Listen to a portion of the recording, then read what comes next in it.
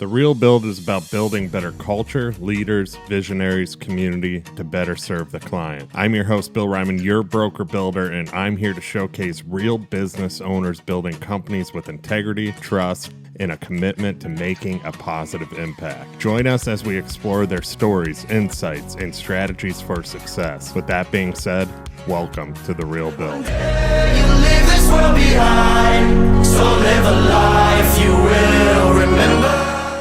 Welcome to The Real Build. I'm your host, Bill Ryman, your broker builder, and today I got another amazing guest on the podcast right now. He is coming all the way from Switzerland right now, but he's not going to tell us why he's there, but we're going to get into a lot about him. So he is one of the world's leading authorities on customer experience, business strategy, and organizational transformation. He's a sought after speaker, consultant, and a founder of Strativity Group, where he's helped Fortune 500 companies shift their mindset and strategy to achieve breakthrough results. He's authored several influential books, including Next is Now and Exceptionalize It. Most recently, he has released his latest book, Dare to Author, Take Charge of the Narrative of Your Life. Highly recommend buying this on Amazon, going and reading this one, which encourages individuals to own their life stories and transform challenges into opportunities for growth.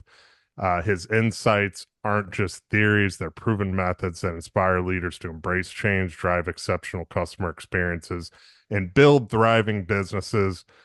Lior Arussy, welcome to The Real Build. How you doing today? I'm doing well, and thank you very much for having me on the show. Yeah, excited to have you on. You and I were talking a little bit before the show about customer experience, getting into that, how to over deliver. That's what my business is all about. I'm always trying to find and figure out new ways to over deliver to our clients. We're home builders, we're in the luxury home building world. So the experience matters, well, in any business. But before we get started and get into more about, let's hear more about you. So who is Lior Arussy? So on the professional side, I started my career in startups. I was involved in 2 startups, and then I went to work for large corporations. I was with HP, heading their internet security division, and after that with another major technology company by the name of NICE. 2003, I took the plunge and I started my own business called Strativity, as you mentioned. Started from the garage like most of us, and managed to build it to about 150 consultants with offices in Australia, Canada, London, and New York.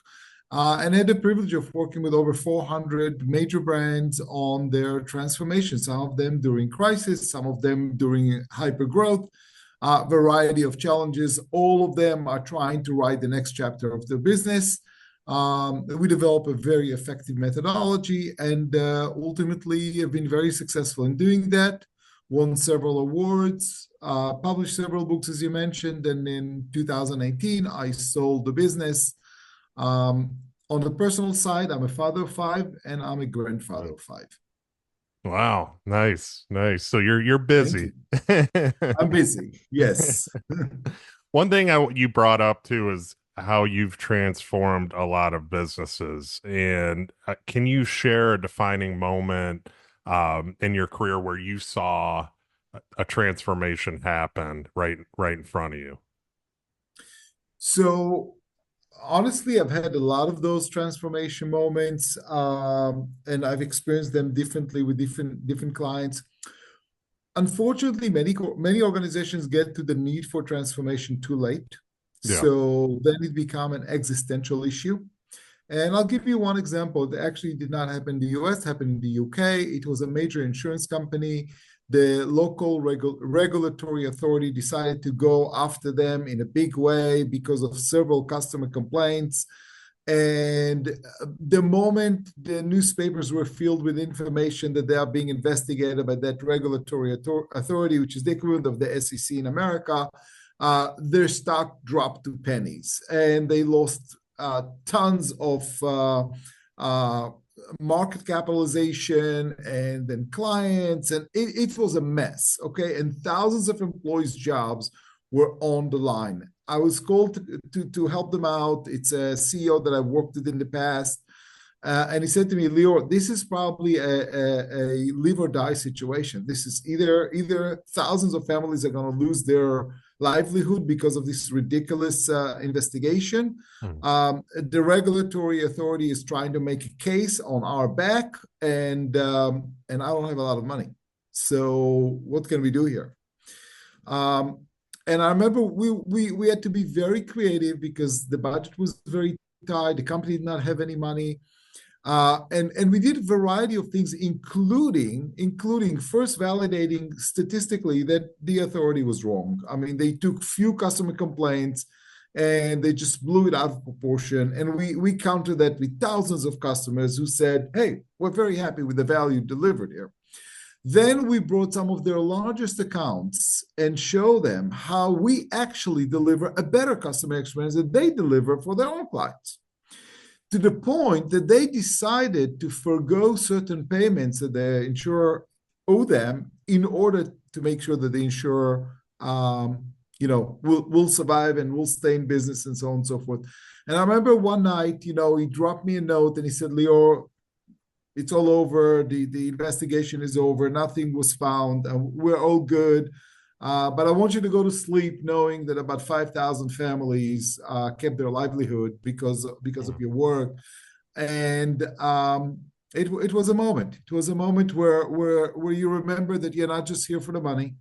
And there's always a higher purpose attached to a lot of these transformations.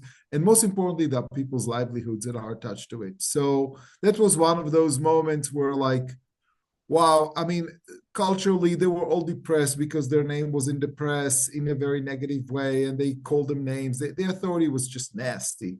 And just to even rebuild the confidence of the employees that they can do this and they can go through this crisis, and this is not going to define them, but they can take this very unprecedented event and write a totally different chapter than what was expected of them. That was a huge moment. That was one of those moments that you reflect back and you say, during the tough moments, it's worth it because this is a possibility.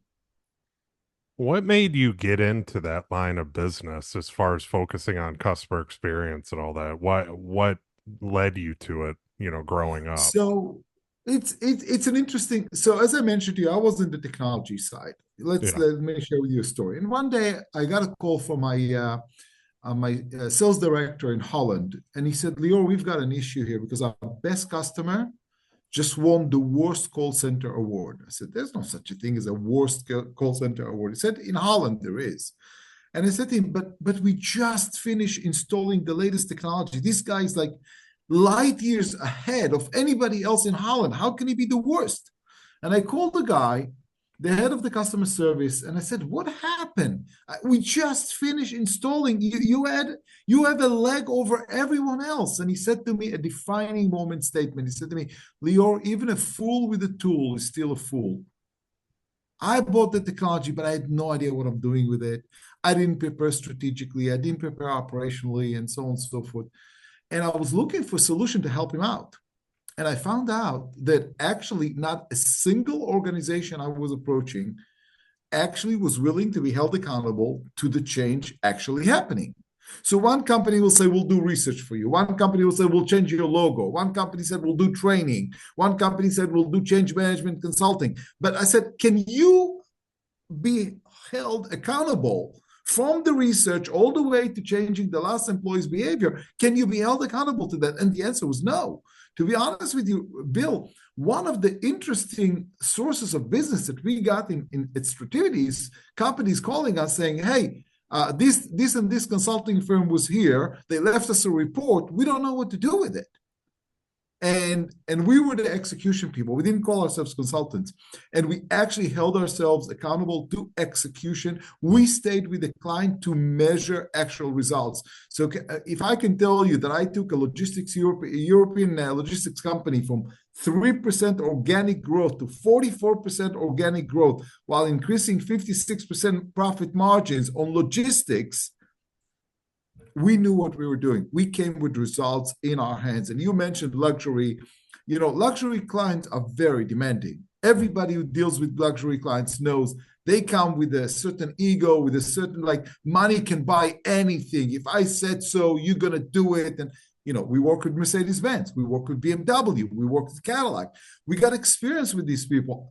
And what I found out is nobody's willing to be held accountable to the outcome. Imagine that you'll be building a house and say, well, but I'm not going to paint it and I'm not going to install the windows. That's you're going to go do somewhere else. So I saw there a combination of an opportunity and a need and decided to go and create something different. So it started by selling them technologies and then realizing that I'm leaving them exposed because they try to shortcut what should be a real deep process of change.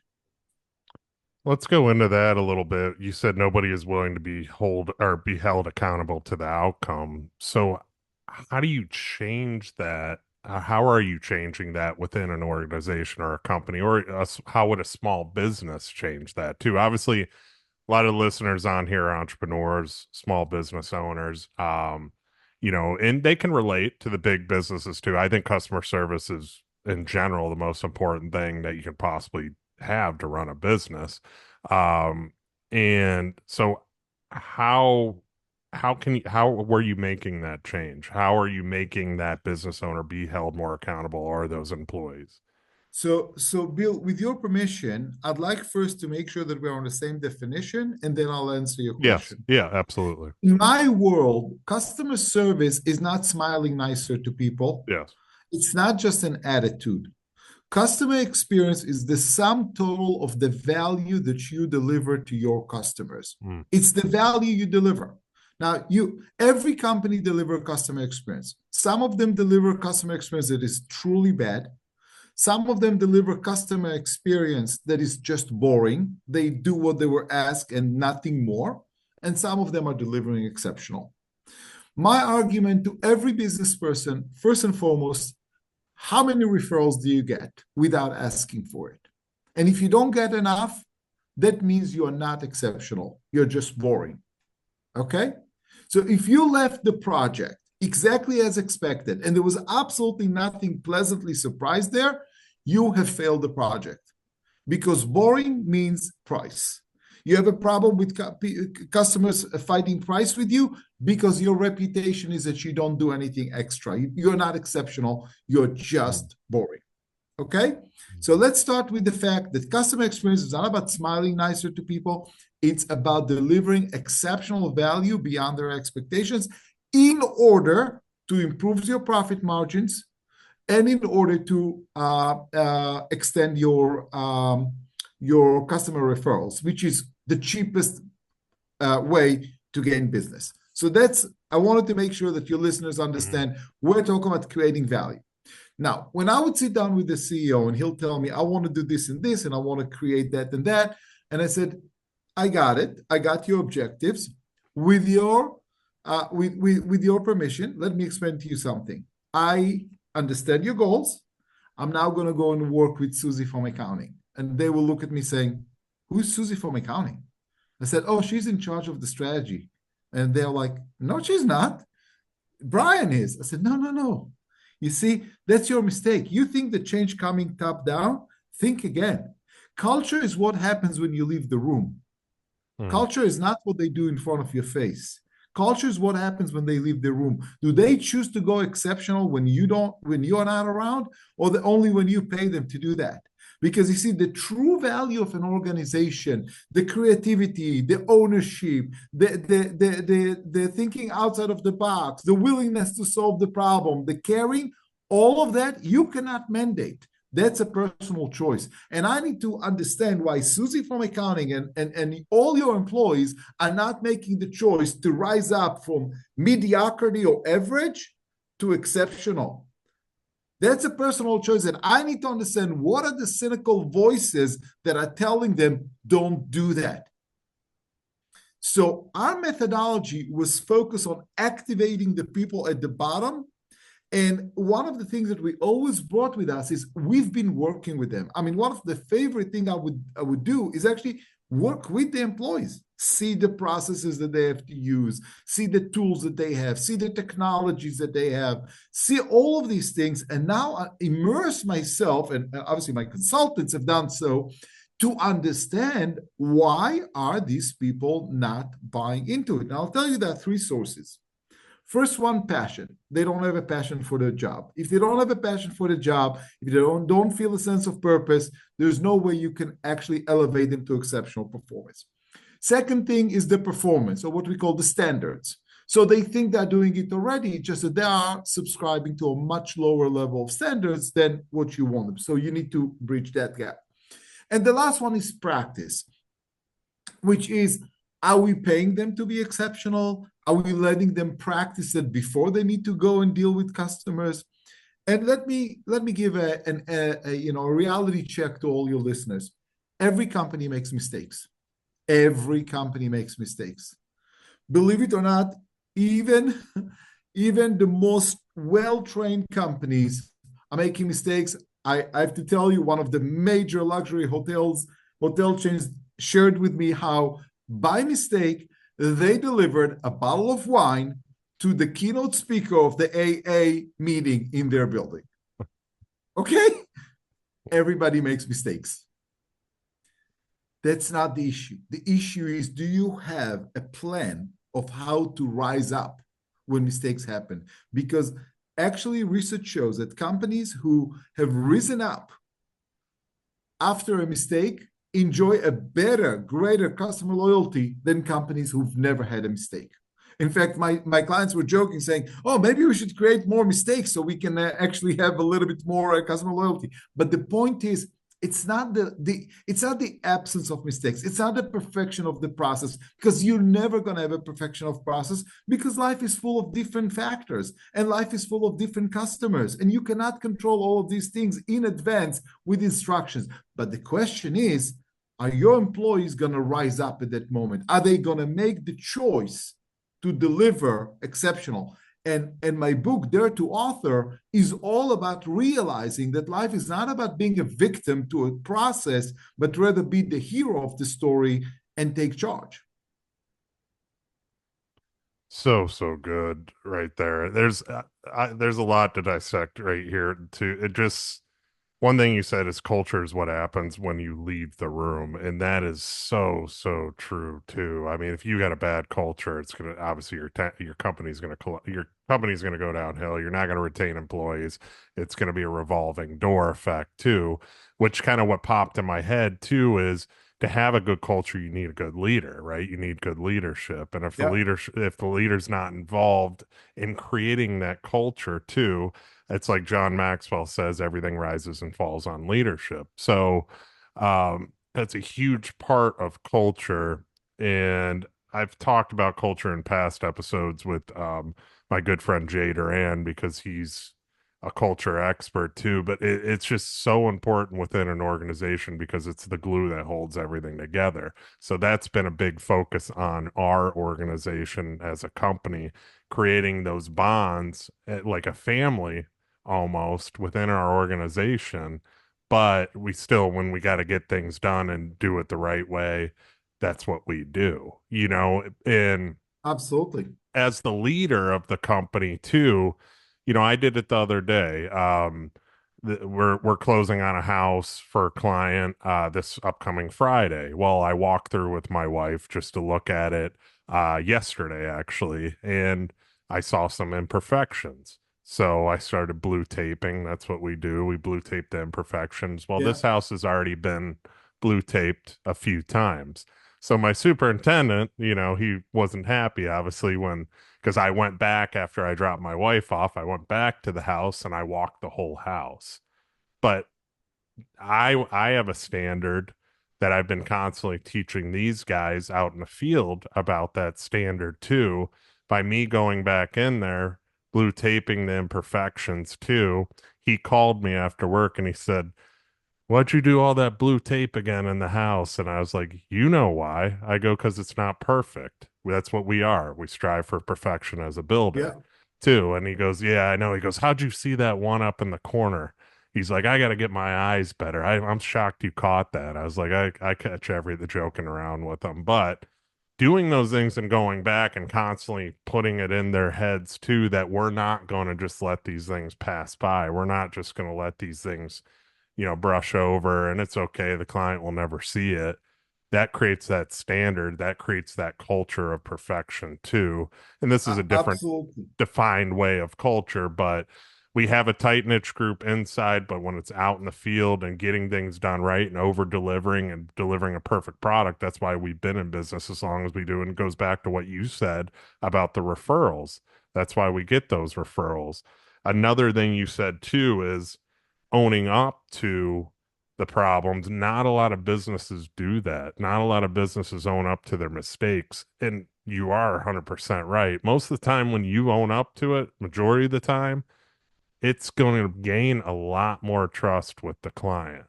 And we've done that too. We don't point fingers. We don't point at the subcontractor. We say, we'll take care of it. That's on us. So I So loved what you said there. I'll tell you something, Bill. In my business, I never charge by the hour, by the day, like other professional services. We had flat fees, and you're gonna get this delivered. And people told me, you're taking a risk. This is not how the other consultants are doing it. You're taking a risk here, you're taking a risk there. What if there are surprises? Our goal was never ever to say, this is out of scope, I need more money. Okay? And if that happened, that means we failed on scoping up front, and we have absorbed that. But I have to tell you, in the long run, after running this business for 20 years, I was double the profitability of my professional services competitors.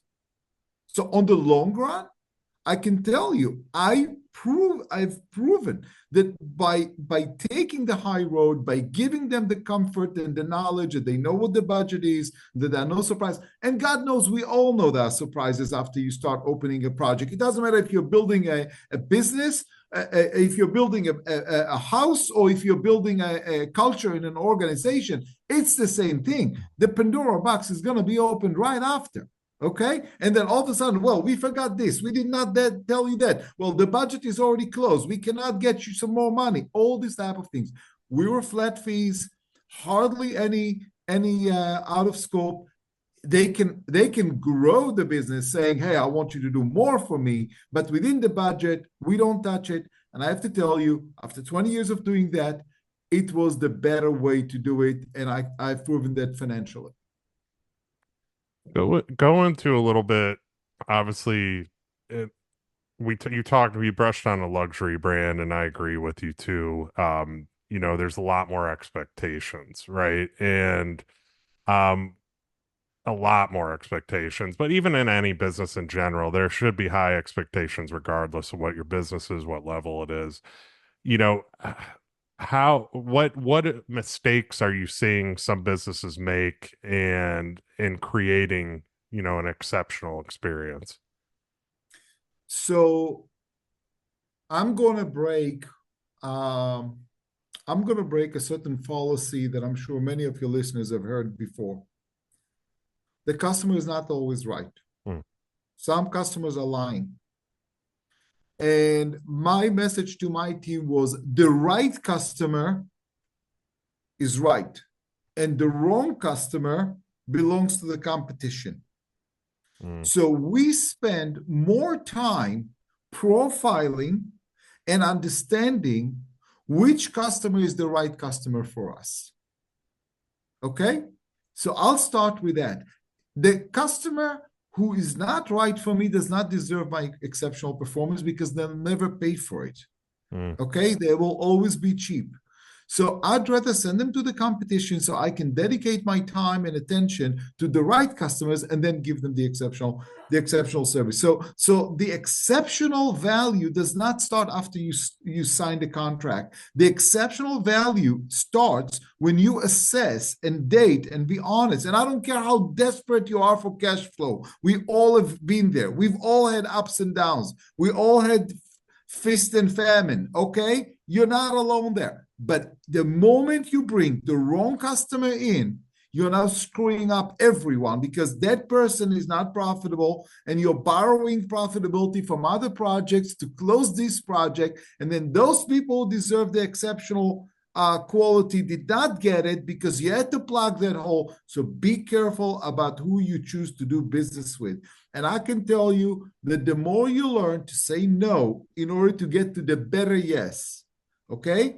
You learn to say no in order to get to the better yes, the healthier your business is going to be. And then you can enjoy delivering exceptional value as opposed to just giving it to people who will never appreciate it and have anyway been always about price and not much more than that. So especially in luxury, but you're absolutely right. In the home building business, every home is the most luxury product they'll ever buy. You know, it's the most expensive product they're buying. Be careful. Choose your customers very carefully upfront. Build the profile. Learn, and if it doesn't feel right, if you see that there's something there is off, stay away, go find a better one. That is so good right there too. I mean, I'm guilty of that, and I've learned my lesson, obviously, unfortunately, the hard way. We Of all did. yeah, yeah, of taking on a client, and the problem is with doing that, taking on a bad client or somebody that you shouldn't work with is not only you suffer, but the culture suffers, right? So it Let me give you a reflects. story, Bill. I have to share with you this story, Yeah. okay? This was a major project, okay? Major project, major Fortune 50 company. Two of the biggest consulting firms were bidding on it, and we were called in, and there was an incumbent who was trying to save their position. Through our sources, we found out that the incumbent is 70% below our prices. 70, not 17, 70. No. Okay? 70. So what do? You know that their purchasing department is going to drive you nuts if you even get a chance, but you know you're in a price disadvantage. So you can do one of a couple of things. You can walk away. Okay? You can lower your price. I chose to do something different. We build not according to their spec. We build according to the spec that we thought was the right thing for them, which was much more expensive. And then listen to this. I brought with me 10 employees from the company, and I told them, listen, guys, we're not going to win this contract. We're not going to even try to convince the client that we want to win the contract. But I want you to come and see how we present confidently value as opposed to price. I took the time of 10 employees to come and listen to a presentation that we knew we're not going to win because I want them to learn we're focusing on value, not on price. Listen to this. I put the first slide was a picture of an elephant. And I presented that slide and I said, I want to talk about the elephant in the room. You know that this and this competitor is 70% below us. Now I want you to know that we know that too. And therefore we know that we have absolutely zero chance of winning this because you're going to go for price over value. So I'm not going to try to sell you, but I will show you what you're missing. And the whole presentation was about that. We did our best shot. I taught my people how to present value even when they knew they're not going to win that. And we won the business on our prices, not theirs. So sometimes you need to know what you're worth. And just because another competitor is too desperate or have no specific differentiation to bring to the table, shame on them. I don't need to play by their game. How does somebody, for the listener out there too, because obviously we were just talking about a lot of businesses struggle with this. They want to take on as much business as possible. They want to pay the bills. They want to, get as much traffic in the door, and they don't know how to say no, right? So how does someone assess the right customer, in your opinion? Okay. How do they make that assessment? So I'll tell you what I did in my business, and I think you can learn from it to your business as well. So very quickly, we realized that any type of advisory services is not a financial question. It's a religious question. So one of our killer questions when we would come to talk to a client was, what happened to the last consultant who was here? How much did you implement from their stuff? And if they'll say, oh, we implemented this, this, and this, and that. So we know that they are much more minded to receiving input from the outside and do something with it. If they'll start saying, oh, they were wrong, they were bad, they misunderstood, if they're starting with the excuses, you know that there is something wrong in the concept. Okay? Now, you can do the same thing when you are presenting some solution to a client. If you see that the client is acting like they know everything already, and they've already drawn everything, and you look at it and it says, hey, half of this is not making any sense, and they're not even listening to me, and instead they're lecturing to me that I need to listen to them. But in your business, it's a combination of two things. It's their dream and it's your expertise. Mm-hmm. You need to respect their dream, but they need to respect your expertise. If they're going to ask you to do things that are dangerous or non-compliant, you're not going to do them, right? So you need to start asking those questions in advance. So you know what might be the areas where their dream might be in a clash with your expertise. Ask the questions in advance and get a sense. Mm. You see what I'm saying? But if they don't respect that this is a joint effort between your expertise, because they've never built a house in their life, and their dream, which you have never been in before, because this was their dream. If the balance of power is not there, then you're stepping straight into a problem. You're so right too, and it goes back to, if you can't communicate to them, and if they can't accept it, they can't listen to it at all. Obviously, they're not the right fit for you, because more than likely they're not going to listen to you throughout the project, and they're not going to listen to anybody else on your team, and it's going to cause problems to the team too. And that's why pause in the beginning and say, guys, let's date a little bit. Let's see if we have the same style and if we have chemistry in working together, because this is going to be a 16 months, 18 months project together. Show me what your dreams are. Let me share with you what my thoughts are, and see if we can have a mutual language. And if you don't have a mutual language, or if you see snide comments, or if you see the husband and the wife fighting among each other because they don't really agree about what the dream is, then where do you think you're going to be heading? Because if that's what's going to happen during dating, what's going to happen during their marriage between you and them? But does it require a discipline? Yes. And I would suggest to all your listeners, don't set up aggressive growth goals that you don't know you can make, because that's exactly what drives you. It's like, oh, this year we have to grow by 50%. Why?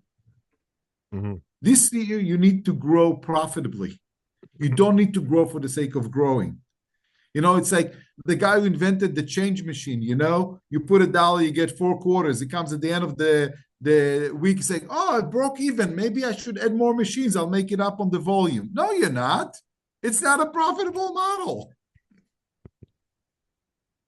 Go into that a little bit more too, because it's like all the internet gurus and all that you hear is you set aggressive goals. You need to have aggressive goals, because that's how you're going to get. You need to have something beyond where you can go and imagine and so on. And what you just said there, it was simple. You said you need to focus on profit. That's what the goal should be. Yeah, let me tell you one more thing. When I sold the business, the people who bought my business were shrewd, professional company and whatever. They were laughing that I was running my books on 2 methods, cash and accounting. They're like, why are you doing it on cash? I said, you know what? Because cash is king. Because at the end of the day, what matters is not how much debt other people owe me and I cannot collect. What matters is how much money do I have in the bank and can I make the next payroll? So you know what? Sometimes some of these gurus who've never managed anything in their lives, but are very good at advocating to other people what to do, need to get in touch with reality. And as I said, life is cycles of feast and famine. And no, you can't just set up aggressive goals that they're going to happen because you said so. In the book, Bill, I have one statement that early in my life, I was so in love with, and I thought it was the most beautiful American dream kind of a statement. If you can dream it, you can do it.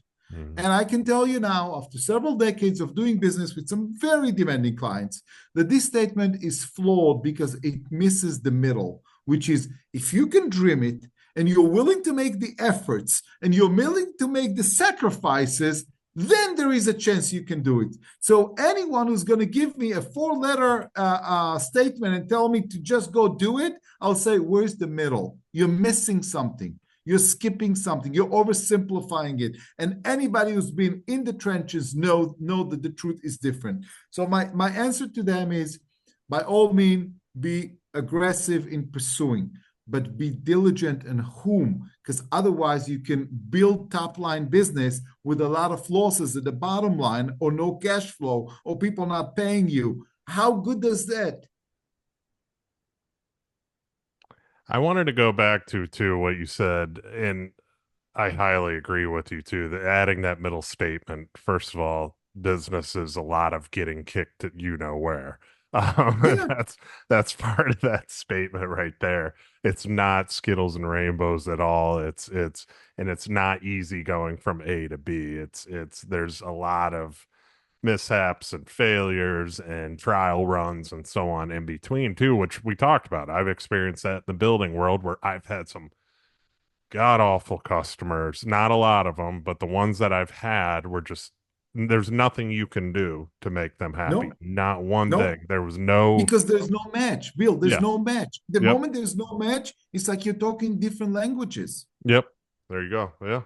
Spot on. And so since those customers, I've learned, and sitting here with you too, I've definitely learned through my experiences of what to look for Mhm. in a client too. And I think a lot of people struggle with that. Like I can tell right off the bat if somebody comes in by how they talk, their posture, if they're price driven, like you said, I can tell that because there's just something, a certain way they talk, a certain things they bring up to where I usually end up saying we're not the right fit. Yeah, Now there's some I've misread. I've misread them, and happens I, to all of us. yeah, and I thought they were price driven, and they ended up they're building with us now, and Yeah, it turned out fine. So it's really learning how to assess those people, but also with other people sell I really want to go back to what you talked about with selling your value and over price too, because I think a lot of people, a lot of business owners, though they go through all these things, though they get kicked where, and they struggle and deal with this, they don't sell their value good enough. So it's true. It's talk, true. talk about Let, that. let me build up on that a little bit. So in Dare to Author, the latest book, I talk about the fact that we have a lot of experience that is not being converted into future tools, into future resilience. So that notion, Bill, that what are the right questions to sniff those customers and whatever, they're in your past. It's just that you have not taken the time to say, okay, I finished this project, clearly unprofitable. What did I learn from that? What are the Mm, characteristics of these type of so the whole book is really dedicated to helping you convert past experiences into future tools. If you don't do that, shame on you. You're going to repeat the same mistakes. Um, I would submit to your consideration a couple of things. A, while I do not like to profile customers without evidence, I like to ask them questions. So I think the smarter your questions are, the better your understanding, and teach your people to have that. And I think sometimes as entrepreneurs, especially in difficult times, we're trying to fill in the cash flow shortage, and we see the signs, but we're still doing it. So I think that even when we sniff the sign, because we're not disciplined, because our other guys in the team do not know the same knowledge that you have, so they cannot call you on it saying, "Hey, Bill, this is this is going to be a problem." So we're not giving ourselves the tools and the discipline to actually act on it more in a more judicial way, if you may. And I'll say to you, you ask me, but all these people are saying, hey, you need to set up all these aggressive goals and everything else. You need to set up goals, but you need to see if you can actually fulfill them. If you have a big enough of a pipeline, if your pipeline is low because you're not doing a lot of development up front, or you're not doing enough projects that brings you referrals, then you become desperate on the back end of the funnel and you're taking a lot of crap. I can tell you one more thing about my business. We've been in the Inc. 5000 for 6 years in a row, which is very rare. We got a call from Inc. magazine saying, how are you guys doing that? I said, why are you asking? They said, because only less than 6% of American companies get to be on this list 6 years in a row. And I said, well, I'll tell you, we focus on creating such an exceptional value that clients brings another client. So our cost of acquisition, we don't have big marketing. We don't have chief marketing officer. We didn't even have director of marketing. Okay. We just did good work, did some thought leadership, published some books, articles, stuff like that. And then the rest kind of worked out. So I'm using that as an example for your listeners to understand. You don't need to set the aggressive goals. You need to create aggressive value. And if you will create aggressive value, they'll come. And if you will create lousy value, they will not. That right there was probably, I mean, so here's to your point about selling on value. Whenever your customer is saying, let's talk about the price, okay? Here's what I want you to think. What the customer is saying to you is not, I don't have the money, which is what you think you're hearing. What the customer is saying to you is, I listened to everything you told me. I've seen your projects. I see your price on one side. I see your house, my dream, on the other side, and I just don't see the connection. Now you have two choices, not one. Choice number one, reduce your price and immediately confirm to the customers that you were trying to cheat them. Because if you can do the lower price, why didn't you offer it in the beginning? So right then and there, you are creating a lack of trust. Or show me on top where the value is. Focus on examples of how you solve things without overcharging, about giving them enough buffer so you can handle mistakes and stuff like that. Demonstrate your value. Practice that. When they say, let's talk about price, all they're saying is we are confused. They're not saying we don't have the money. They're saying we are confused. And you know what? Sometimes there is a budget issue. And then I'm saying, what part of your dream can we delay to phase 2? So I don't need to finish the basement. Okay, so it doesn't have to be Villeroy and Bosch in your bathrooms. Okay, color will be just fine. Let's work. I want to make it successful for you. Let's see what we can work with. We can rescope. But the notion that their dream will stay the same and the spec will stay the same and your price will go down is not creating more trust. It's creating less trust because you have just actually demonstrated to them that the price you were trying to charge had flexibility in it. Wow. I guess I've never realized because you just said you practice that value, right? And I do it often just because of the passion I have for our product. Just family ran business. We've been doing it for 30 years down in the Naples, Marco Island area, Florida. So I have such a passion for it because I've grown up in it, but I guess I've never used that as a value additive. I don't know. I might be saying this wrong, but Bill, let's do a quick exercise. 30 years. How many buildings?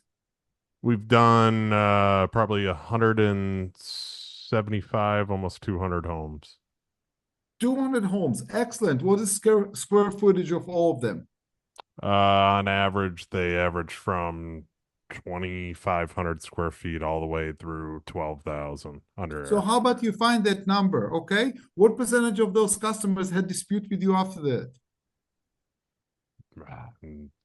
One, maybe, yeah, rarely, very rare. One, so it's 0.5%, okay? Yeah. You're starting to see what we're doing here. We're building your numbers. Yeah. because we don't know who's the other guy with the pickup truck that's trying to bid against you. You can all only say, look, I'm bringing 30 years, I'm bringing family owned values. I've been in 89%, I'm just making up a number, 89%, we were within budget, 95% we were within we were within the time frame. COA was issued in 100% of the cases without appeals. I've done 500,000 square footage of buildings. Never had a Never, lawsuit in 30 never years. had that's your value. Yeah. Speak from numbers. Now they're asking for a cheaper. I like, go to the pickup guy, but how many he have done? Mm-hmm. And all of a sudden, you're introducing new factors for them to consider that they've never considered. Mm. You see, that's where you educate them. That's where you add value on top of that request. But get your numbers. Mm. So good, because I really do think a lot of people struggle with determining their value because they get in a sales mode and it just We ends up repetitive like everybody else, right? don't ever sell. Yeah. Create an environment that they want to buy from you. It's a totally different thing. Mm. People think that selling is about trickery and closing questions and this and that. Guys, you can trick people. Stop with the thinking that you can. And the customers today are so empowered and are so educated and sometimes overeducated and stupid educated with the internet that you just need to introduce the factors that are important, the factors that you shine on, but get your numbers. So Yeah. this is how you counter their request for a discount with numbers of credibility, of integrity, of confidence that you can deliver an amazing job for them. And when the other guy is not providing those numbers, or when the other guy is saying, I don't know many, that's where the doubt is going to come on their side. When one of your competitors is desperate enough to ask for a lower price, your goal is not to get close to their price. Your goal is to create doubt that their price may not be representing of everything. Mm. Mm-hmm.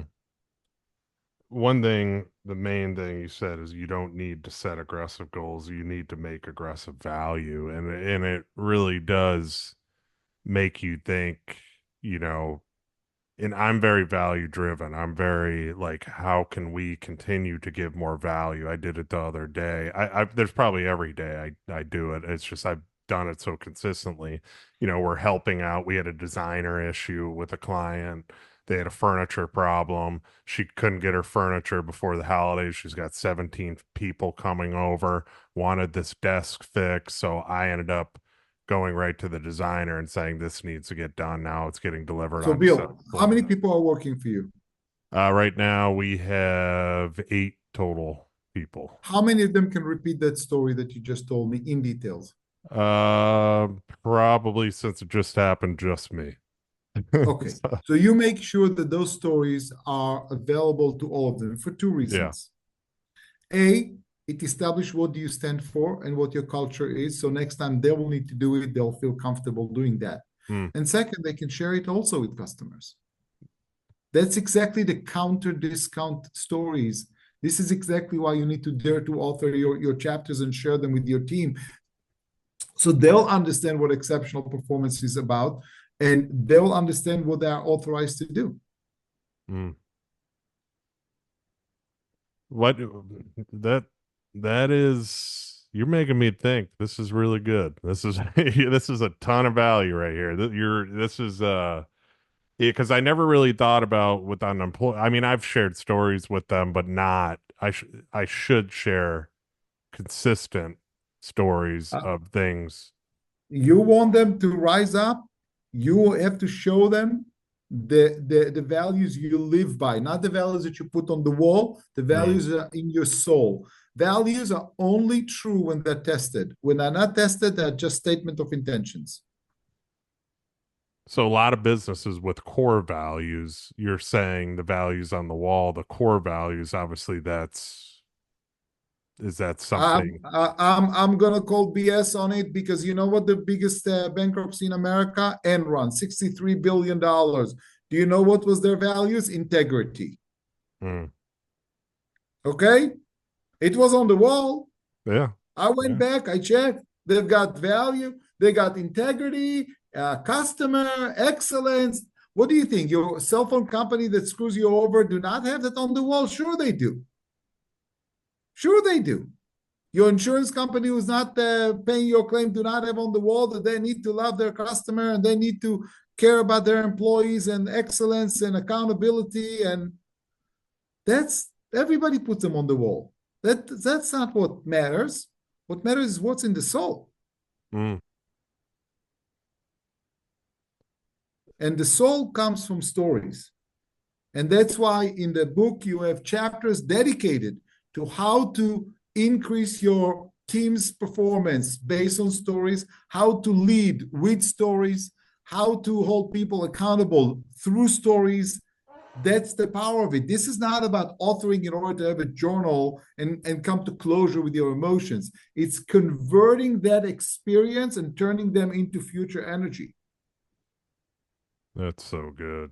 Yeah, I mean it's important for your company to your employees to see what you're doing on a daily basis and they don't That, normally see, and that's the thing and that's being right. able to tell them the good things that you do, for clients is going to make them want to do those good things, but they need to tell what those good things that they're doing for the clients as well and share them and not be Absolutely. shut down. Absolutely. Absolutely. And that's what team meetings should be more of. That's what, yeah, yeah. I mean, Absolutely. this is really good, really good. No, I mean, I want to wrap this up with you, obviously, due to time and everything. I want to ask you this question because I got a really good feeling, just like the rest of this podcast, this is going to be a powerful answer. So I ask everybody that comes on this show, I always get great answers. Is what about you personally? You've obviously built an amazing company and brand that continues to grow each and every day. What lessons have you learned throughout your journey that we should all apply to our own business or lives that can help us grow? Very quickly, I shifted the center of gravity of my business to the impact that I make on other people. Okay. I I I checked it on a regular basis, and I always want to make sure that the people I work with are feeling an impact, are feeling an inspiration, are feeling a sense of activation. I mean, my purpose is not to have Lior enjoy life. My purpose is to use the power I do have, because we all have, by the way, power that we have and power that we don't have, in order to impact other people. And nothing, I'll share with you an example. I had a CEO who came to me at the end of a very, very difficult project, very difficult project. And he said to me, Lior, how come you didn't fire us? We were so difficult. And I said, you're right, you were difficult. He said, so why didn't you fire us? I said to him, first, are you happy with the results? He said, oh, they're beyond our expectations. I did not believe that we can perform to that level. And I said to him two things. First, I'm the expert. What was for you an existential threat was for me just a milestone on a journey, because I've done it so many times. So I didn't freak out the way you did. So that was one reason, because I only saw milestones. I knew where I'm going. I knew what's coming at the end of it. And second, I guess I believed in you more than you believed in yourself. And that's for me one of those moments. I always want to be in a place where I see the people that I work with get promoted, achieve things that beyond their expectations, empower their employees. So the biggest lesson for me is stop thinking about you. You'll be taken care of. You're fine. But if you can focus yourself on the power that you can give to other people, it will come back to you. And in fact, in the book, I am I am citing a study from Harvard Medical Journal that actually demonstrate that people who are focusing on others are actually happier and healthier than people who are focusing on themselves. And why? Because when we focus on ourselves, we focus on what we don't have. When we focus on others, we focus on the power of what we can give to others. So we are choosing, in a sense, not to be victims, but to be heroes in a story. Mm. I'm a big believer in in in giving. I mean, it's give, give, give, and it's not take, take, take. Obviously, just the more you give, the more that will come in return. It's Absolutely. yeah, Absolutely. and it isn't like you said. You're so spot on with employees and everything like that. Like I tell my employees all the time, as much as possible, like these houses we're building on the water, big views, stuff like that. Like you all are going to have one of these one day. That's the mission. That's the goal. Yeah. And Yeah. we're gonna get there. I'm gonna get there with you guys. We're going together. Like without you, I can't do it. You guys are And this company. and I would add one line for them as well. And it's a privilege to be there when people needs us because they cannot do this. We Mm, can. And yeah, they need us. And a yeah, baby is going to be sleeping in that room, and a mother will be breastfeeding a new baby in the other room, and a teenager will be growing up in that room. We're in the people's lives business, and you have the privilege of building the American dream. yeah. You have the privilege of helping people live together, celebrate together. In every one of those 200 homes of plus that you've built, there'll be Christmas meals this season, and it's because you build it. So see the impact that you have on other people. Lior, this has been amazing, and I'm definitely gonna have you on again because the value on Thank this, you. like, we could, I'd have you on for 3 hours if I could, or but I know it's getting late where you're at. But where can people find and connect with you? And obviously, I'm gonna link your book because I think it's important everybody gets your book too, because there's a lot of So value best there. way, liorarussy.com, LIORARUSSY.com. Tons of articles, tons of videos, free of charge. From there, there's a form. You can send me an email and we can have a conversation. So not a problem at all. With the book, as you said, Amazon, other bookstores, Dare to Author. And if you love someone, give it to them as well. If you want people to start living like the heroes of their life story and not the victims, this book is going to help them.